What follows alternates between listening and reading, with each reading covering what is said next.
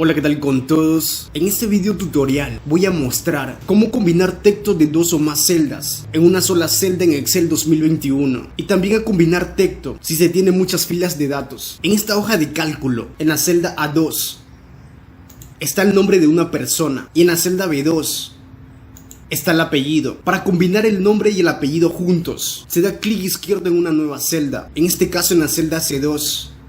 Escribo el signo igual. Doy clic izquierdo en la celda A2, que contiene el primer texto que deseo combinar. Escribo el signo ampersand. Inserto comillas. Doy un espacio. Otra vez inserto comillas.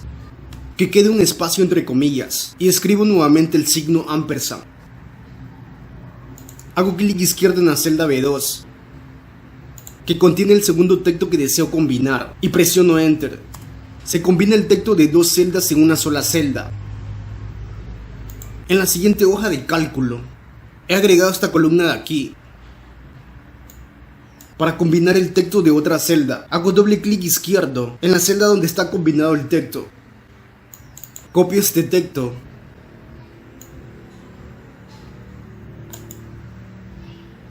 y lo pego al final.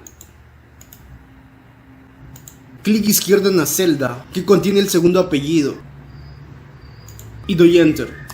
Se combina el texto de tres celdas en una sola celda. Si queremos combinar el texto de más celdas, entonces se debe seguir este mismo procedimiento. Siguiente hoja de cálculo.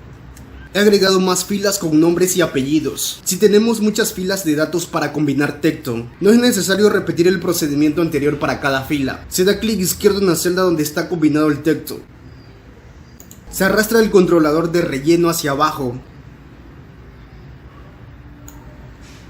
y se suelta el botón izquierdo del mouse para terminar de rellenar. Control más Z para deshacer autorrelleno. Otra forma de rellenar la columna es dando doble clic izquierdo en el controlador de relleno. De esta forma podemos combinar texto de celdas en Excel. Bueno, mi nombre es Jerry Rodríguez. Si te gustó el vídeo puedes darle like, compartir, comentar y te invito a que te suscribas a mi canal. Gracias.